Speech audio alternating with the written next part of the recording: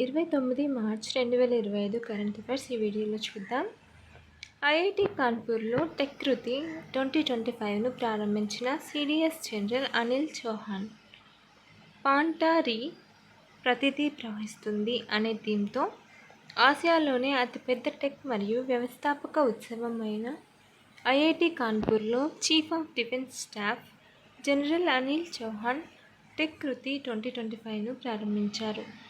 Cyber security, AI, quantum computing మరియు cognitive warfare ద్వారా భారత సాయుధ దళాల ఆధునీకరణను ఆయన నొక్కి చెప్పారు. యువ ఆవిష్కర్తలు జాతీయ భద్రతకు దోహదపడాలని కోరారు. ఈ కార్యక్రమంలో రక్షాకృతి, డిఫెన్స్ ఎక్స్పో, ఇది ఏఐ ఆధారిత యుద్ధం, స్వయం ప్రతిపత్తి డ్రోన్లు మరియు స్వదేశీ రక్షణ సాంకేతికతలను ప్రదర్శిస్తుంది. ఆత్మనిర్భర్ భారత్ను బలోపేతం చేస్తుంది మరియు రక్షణ, విద్యా పరిశ్రమ సహకారాన్ని పెంచుతుంది. కేంద్ర హోం మరియు సహకార మంత్రి అమిత్ షా సహకార్ అనే సహకార ఆధారిత టాక్సీ సేవను ప్రారంభించినట్లు ప్రకటించారు. ఇది ఓలా మరియు ఉబర్ నమూనాలో డ్రైవర్లను వాటాదారులుగా శక్తివంతం చేయడానికి రూపొందించబడింది.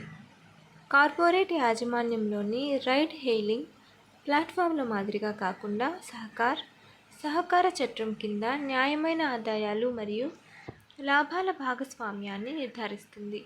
మల్టీ స్టేట్ కోఆపరేటివ్ సొసైటీస్ సవరణ బిల్లు 2023పై చర్చల సందర్భంగా ప్రవేశపెట్టబడిన ఈ చొరవ సహకార్ సే సమృద్ధి మిషన్కు మద్దతు ఇస్తుంది మరియు ప్రైవేట్ సేవల అన్యాయమైన ధరల గురించి ఆందోళనలను పరిష్కరించేటప్పుడు సహకార రంగాన్ని సంస్కరించడం లక్ష్యంగా పెట్టుకుంది. ఫిబ్రవరిలో భారతదేశ ప్రధాన రంగాల వృద్ధి 2.9% తగ్గింది.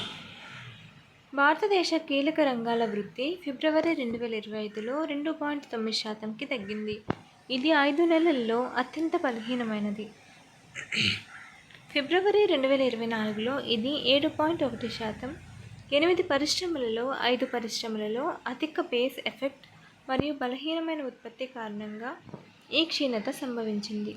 సిమెంట్ 10.5% మరియు ఎరువులు 10.2% మాత్రమే వార్షిక వృద్ధిని కలిగి ఉన్నాయి.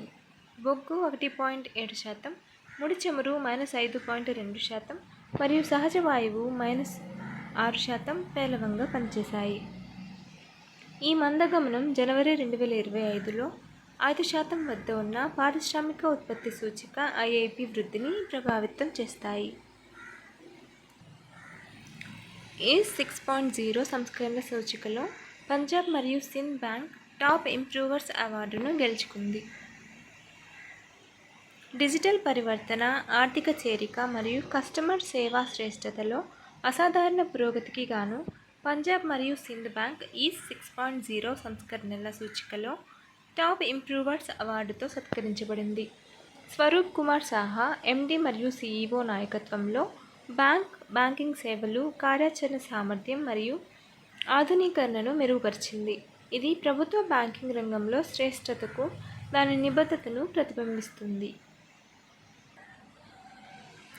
మసాకి కాసివారా 2025 గణిత శాస్త్రంలో అబెల్ బహుమతిని గెలుచుకున్నారు. బీజగణిత విశ్లేషణ మరియు ప్రాతినిధ్య సిద్ధాంతానికి చేసిన అద్భుతమైన కృషికి జపనీస్ గణిత శాస్త్రజ్ఞుడు మసాకి కాసివారాకు 2025 అబెల్ బహుమతి లభించింది. Norwegian academy of science and letters గౌరవించిన 78 ఏళ్ల కాసివారా ఆధునిక గణితాన్ని గణనీయంగా ప్రభావితం చేసిన డి మాడ్యూల్స్ మరియు క్రిస్టల్ బేస్లపై తన మార్గదర్శక కృషికి గుర్తింపు పొందారు. 2002లో స్థాపించబడిన మరియు నీల్స్ హెన్రిక్ అబెల్ పేరు మీద పెట్టబడిన అబెల్ బహుమతి అత్యంత ప్రతిష్టాత్మకమైన గణిత పురస్కారాలలో ఒకటి. దీనిని తరచుగా గణిత శాస్త్ర నోబెల్ బహుమతిగా పరిగణిస్తారు. మారుతి సుజుకీలో హోల్ టైమ్ డైరెక్టర్గా సునీల్ కక్కర్ నియమితులయ్యారు. Maruti Suzuki India limited Sunil కక్కర్ను డైరెక్టర్ కార్పొరేట్ ప్లానింగ్గా 3 సంవత్సరాల కాలానికి ఏప్రిల్ 1, 2025 నుంచి మార్చి 31, 2028 వరకు నియమించింది. 35+ ఇయర్స్ అనుభవంతో ఆయన senior executive officer, corporate planning మరియు సప్లై చైన్ మరియు గుర్గావ్ ప్రొడక్షన్ ఆపరేషన్స్ హెడ్తో సహా కీలక నాయకత్వ పాత్రలను నిర్వహించారు. కక్కర్ సరఫరా గొలుసు అభివృద్ధి, వ్యూహాత్మక స్థానికీకరణ మరియు ఏఎంటీ టెక్నాలజీ, ప్లాస్టిక్ ఇంధన ట్యాంకులు మరియు హై టెన్సైల్ షీట్ మెటల్ కోసం ప్రపంచ సంస్థలతో జాయింట్ వెంచర్లకు గణనీయంగా దోహదపడింది. ఎంఎస్ఐఎల్ పరిశ్రమ నాయకత్వాన్ని బలోపేతం చేసింది. హల్లో ఫుడ్స్ ఎగ్జిక్యూటివ్ డైరెక్టర్గా రాజ్నీత్ కోహ్లీ నియమితులయ్యారు. బ్రిటానియా ఇండస్ట్రీస్ మాజీ సీఈఓ అయిన రాజ్నీత్ కోహ్లీ ఏప్రిల్ 7, 2025 నుండి హిందుస్థాన్ యూనిలీవర్లో ఫుడ్స్ అండ్ రిఫ్రెష్మెంట్ ఎగ్జిక్యూటివ్ డైరెక్టర్గా నియమితులయ్యారు. వినియోగదారు మరియు రీటైల్ రంగంలో 30 సంవత్సరాల అనుభవంతో ఆయన శివకృష్ణమూర్తి స్థానంలో నియమితులయ్యారు. నాయకత్వ పరివర్తనలో భాగంగా దాని ఆహారాలు మరియు పానీయాల విభాగాన్ని విస్తరించడంపై హల్ దృష్టిని బలోపేతం చేశారు. ఎల్&టీ ఫైనాన్స్ లిమిటెడ్ జస్ప్రీత్ బుమ్రాను బ్రాండ్ అంబాసిడర్గా నియమించింది. భారతదేశంలోని ప్రముఖ ఎన్బిఎఫ్సి అయిన ఎల్&టీ ఫైనాన్స్ లిమిటెడ్ తన బ్రాండ్ ఉనికిని పెంచుకోవడానికి క్రికెటర్ జస్ప్రీత్ బుమ్రాను బ్రాండ్ అంబాసిడర్గా నియమించుకుంది. గ్రామీణ వ్యాపార ఫైనాన్స్, వ్యవసాయ పరికరాల ఫైనాన్స్ మరియు టూ-వీలర్ ఫైనాన్సులలో నాయకత్వానికి పేరుగాంచిన ఎల్టీఎఫ్ 2028 గ్రామీణ శాఖలు మరియు 185 పట్టణ శాఖలతో 2 లక్షలకు పైగా గ్రామాలకు సేవలందిస్తోంది. బలమైన రీటైల్ ఫ్రాంచైజ్ మరియు 12,500 పంపిణీ టచ్ పాయింట్ల ద్వారా అందుబాటులో ఉన్న ఆర్థిక పరిష్కారాలను అందిస్తోంది. Centre for Australia India relations advisory బోర్డుకు స్టీవ్ వా నియామకం. ఆస్ట్రేలియా మాజీ క్రికెట్ కెప్టెన్ స్టీవ్ వాను centre for Australia India relations advisory బోర్డుకు నియమించినట్లు ఆస్ట్రేలియా విదేశాంగ మంత్రి పెన్నీ వాంగ్ ప్రకటించారు. క్రీడలు, సంస్కృతి మరియు దాతృత్వంలో ఆస్ట్రేలియా, ఇండియా సంబంధాలకు ఆయన చేసిన కృషిని ఆయన నియామకం నొక్కి చెబుతుంది. ప్రభుత్వం, పరిశ్రమ, విద్యాసంస్థలు మరియు సమాజాల మధ్య వారధిగా పనిచేస్తూ ఆర్థిక, సాంస్కృతిక మరియు దౌత్య సంబంధాలను బలోపేతం చేయడంలో కీలక పాత్ర పోషిస్తుంది. ద్వైపాక్షిక సహకారాన్ని పెంపొందించడానికి సిఐఆర్ యొక్క వ్యూహాత్మక ప్రాధాన్యతలను సలహా బోర్డు మార్గనిర్దేశం చేస్తుంది. ఇండియన్ బ్యాంక్స్ అసోసియేషన్ చైర్మన్గా ఎస్బీఐ చీఫ్ సిఎస్ శెట్టి నియమితులయ్యారు. రాబోయే ఆర్థిక సంవత్సరానికి ఇండియన్ బ్యాంక్స్ అసోసియేషన్ ఐబీఏ కొత్త చైర్మన్గా ఎస్బీఐ చైర్మన్ చల్లా శ్రీనివాసులు శెట్టి ఎన్నికయ్యారు. ఆయన స్థానంలో MV Rao, central bank of India CEO నియమితులయ్యారు.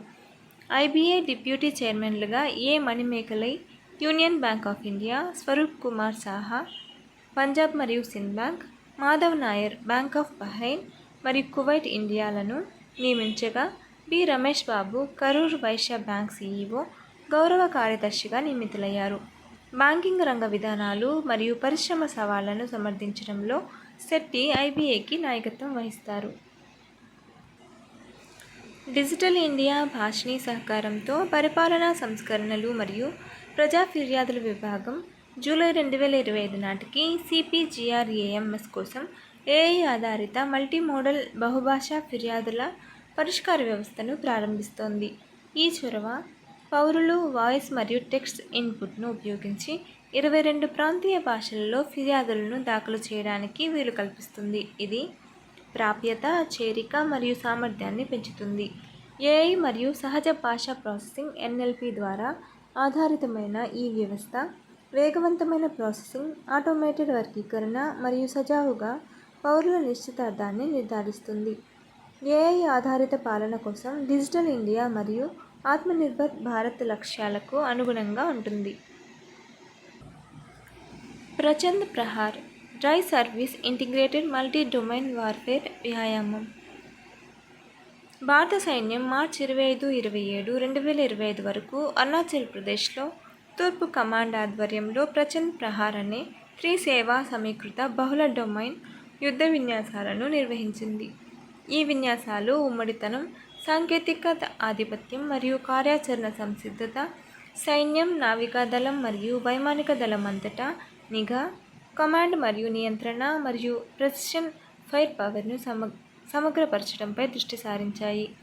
ఇది భూమి, గాలి, సముద్రం, అంతరిక్షం మరియు సైబర్ యుద్ధంతో సహా బహుళ డొమైన్ కార్యకలాపాలను నొక్కిచెప్పింది. అధిక ఎత్తు యుద్ధంలో అంతర్ సేవా సినర్జీ మరియు వేగవంతమైన ప్రతిస్పందన సామర్థ్యాలను పెంచుతుంది. భారతదేశం మరియు రష్యా మార్చి 28 నుండి ఏప్రిల్ 2, 2025 వరకు చెన్నై తీరంలో మరియు బంగాళాఖాతంలో 14వ ఎడిషన్ ఇంద్ర 2025 వ్యాయామం నిర్వహిస్తాయి. 2003లో స్థాపించబడిన ఈ ద్వైపాక్షిక నావికా విన్యాసం నావికా పరస్పర చర్య మరియు సముద్ర సహకారాన్ని పెంపొందించడం లక్ష్యంగా పెట్టుకుంది. ఇది 2 దశల్లో జరుగుతుంది. చెన్నైలో హార్బర్ దశ మార్చి 28 నుంచి 30. ఇందులో సబ్జెక్ట్ మ్యాటర్ ఎక్స్పర్ట్ ఎక్స్చేంజ్లు మరియు ఓడ సందర్శనలు ఉంటాయి. మరియు బంగాళాఖాతంలో సముద్ర దశ మార్చి 31 నుంచి ఏప్రిల్ 2 వరకు వ్యూహాత్మక విన్యాసాలు, ప్రత్యక్ష ఆయుధ కాల్పులు, వాయు వ్యతిరేక కార్యకలాపాలు మరియు హెలికాప్టర్ క్రాస్-డెక్ ల్యాండింగ్లు ఉంటాయి.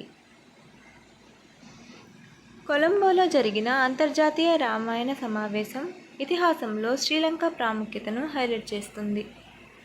అంతర్జాతీయ రామాయణ మరియు వేద పరిశోధన సంస్థ కొలంబోలో రామాయణ సమ్మేళనాన్ని నిర్వహించింది. భారతదేశం మరియు శ్రీలంక నుండి పండితులు మరియు మత పెద్దలు శ్రీరాముని వ్యక్తిత్వం యొక్క ప్రపంచ ప్రభావం మరియు శ్రీలంకలోని రామాయణ సంబంధిత ప్రదేశాల చారిత్రక ప్రాముఖ్యత గురించి చర్చించారు. ఈ కార్యక్రమం ఇతిహాసం యొక్క సాంస్కృతిక మరియు ఆధ్యాత్మిక ప్రభావాన్ని, ముఖ్యంగా రావణుడి రాజ్యానికి సంబంధించి హైలైట్ చేసింది. అంతర్జాతీయ జీరో వేస్ట్ దినోత్సవం 2025 తేదీ, చరిత్ర, థీమ్ మరియు ప్రాముఖ్యత. స్థిరమైన ఉత్పత్తి మరియు వినియోగాన్ని పరిష్కరించడానికి 2022 డిసెంబర్ 14న యుఎన్ జనరల్ అసెంబ్లీ మార్చి 30ని అంతర్జాతీయ జీరో వేస్ట్ దినోత్సవంగా ప్రకటించింది. ఈ సంవత్సరం ఫ్యాషన్ మరియు టెక్స్టైల్ పరిశ్రమలలో వ్యర్థాలను తగ్గించడంపై దృష్టి సారించి ఫ్యాషన్ మరియు టెక్స్టైల్స్లో జీరో వేస్ట్ వైపు అనే థీమ్ కింద వృత్తాకార పరిష్కారాలను ప్రోత్సహిస్తుంది. Follow for more